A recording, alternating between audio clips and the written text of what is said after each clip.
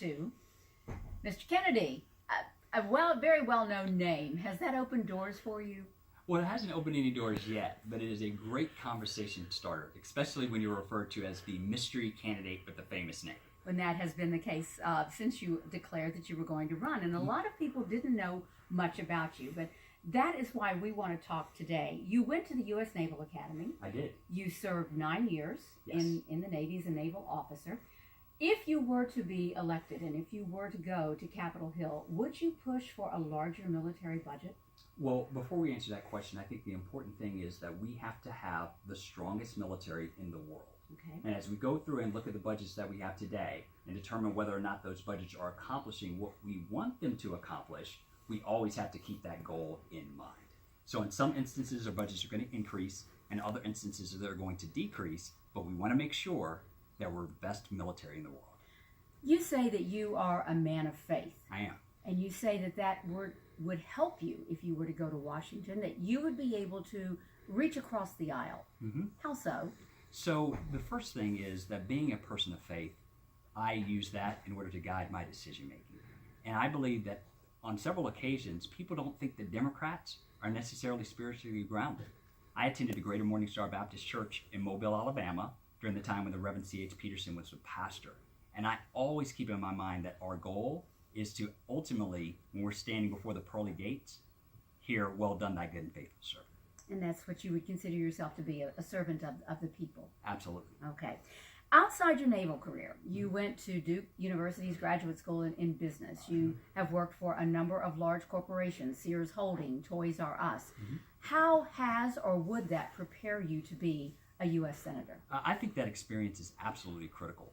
When we attended Duke University, the Fuqua School of Business, we learned how to work with folks who are U.S. born and non-U.S. born as well. We learned to work with folks who share our political affiliations and also have opinions that are different from ours. And when we're in those large enterprise organizations, ultimately what we're trying to figure out how to do is how to best take care of our customers in order for our customers to continue to buy our products or services. So in much the same way, when we go to Washington to represent as a United States Senator, we are going to keep in mind that we represent the constituents of Alabama. That's who we're supposed to be taking care of, not necessarily the special interests. Well, one of those key interests that you would have to consider if you were to go to Washington is health care. Mm-hmm. It's a mess right now. Yes. Would you vote to repeal? Would you vote to repeal and replace? Would you vote to reform, and why? So I think about healthcare in terms of my wife. She's a person who's done everything right. She's a graduate of Spelman College. She is a Duke MBA Fuqua School of Graduate as well. I actually saw her on the first day of classes, the woman who would become my future wife. Made you go back again.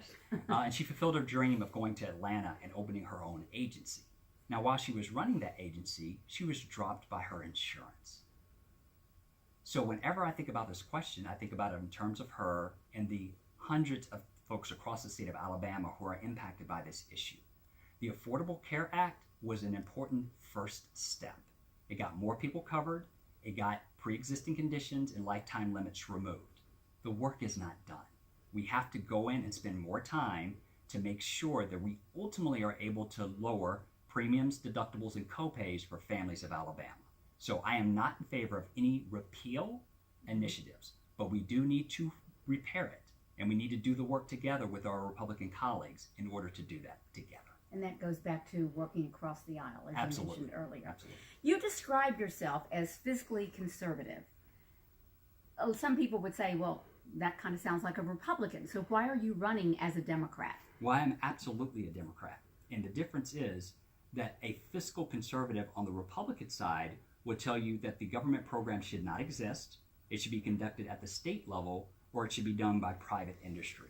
A traditional progressive Democrat would tell you that the program needs to exist at all costs.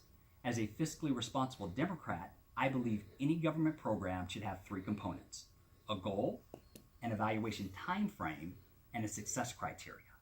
If the program is meeting its goal, it should continue to get funding. If the program is not meeting its goal, it should be reassessed, and over time, if the program is not meeting its goal, the funding should be pulled. I told you, I am a different kind of candidate. And I believe that if we actually have programs that work, the federal government can work to improve both our state and our nation. Well, Robert Kennedy Jr., famous name, we appreciate your time today. Thank you so much for having me. And we're finished.